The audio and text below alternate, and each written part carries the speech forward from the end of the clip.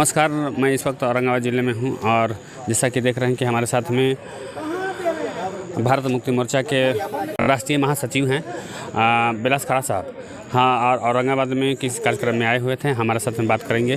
Sir, स्वागत है हमारे चैनल। बहुत बहुत धन्यवाद।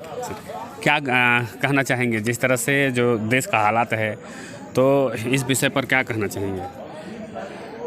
बिहार में आप लोग घूमते हैं तो आप लोग समझ रहे हैं आम लोगों में कितनी कटुता है और कितनी उग्रता है। जो कभी कल तक साथ में थे, रातों रात पलटी मार के भाग गए। तो ये हालत केवल बिहार का नहीं, महाराष्ट्र में भी ये हालत है, अलग अलग राज्यों में भी ये हालत है। तो ये अल्पसंख्यक विदेशी ब्राह्मणों का इतना हौसला कहाँ से आ रहा है? ईडी, न्यायपालिका, सीबीआई को डरा डरा कर वो पार्टी को फोड़ रहे हैं। हो सकता है उन लोगों की गलती है, इसीलिए वो पकड़ में आ रहे हैं। मगर ईवीएम के कारण ये सब कुछ हो रहा है। ईवीएम के कारण सत्ता में बैठे हुए अनियंत्रित कब्जा किए हुए लोग फिर ऐसे लोगों के माध्यम से क्या करने वाले? देश का कल्याण करने वाले? सारे रोजगार तो ख़त्म कर दिए, सारी सरकारी उद्योग कंपनियों को बेच दिया। अब अस्पताल और स्कूल बेचने का अभियान शुरू हो गया है। और एक तरफ विश्वगुरु की बात कर रहे थे। देखो, इनकी विश्वगुरु की व्याख्या भी गजब की है।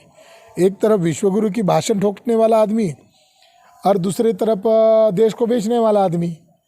तो ये जो कहते हैं उसका उल्टा समझना चाहिए। आरएसएस, बीजेपी के लोग जो जो भी शब्दों का प्रयोग करते हैं तो उसका उल्टा समझना चाहिए।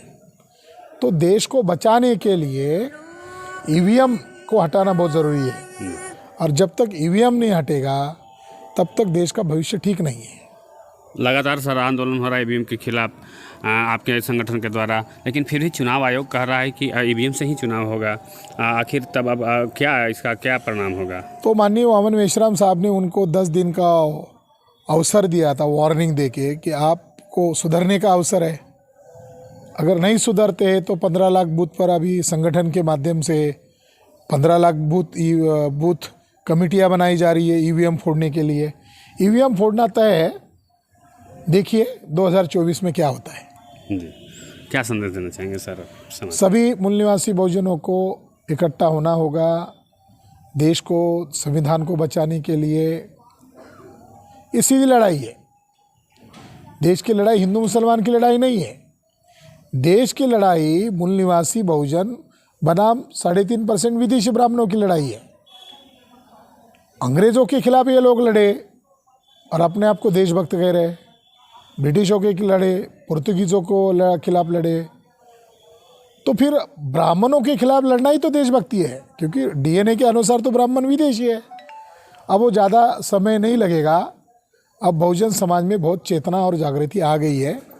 और आपके चैनल को मैं हार्दिक बधाई देता हूँ, इसलिए कि आप लोग आंदोलन की खबरें दिखा रहे हो, आप लोग समाज को जगाने की बात कर रहे हो। कल हमारी व्यवस्था आएगी, आप लोग देश का मीडिया चलाओगे। सर, एक है कि चुनाव घोषणा से पहले सीए लागू किया जाएगा, इस पर? सीए जो है, सीए एनआरसी जो कानून है, वो कानून पार्लियामेंट में पारित नहीं हुआ था। पारित हुआ मगर लागू नहीं कर पाए विधायक।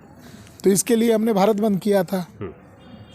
तब वो पीछे हटे थे, मगर उत्तराखंड में उन्होंने ये कानून लागू किया और इसके खिलाफ जनता सड़क पर आई। तो वहाँ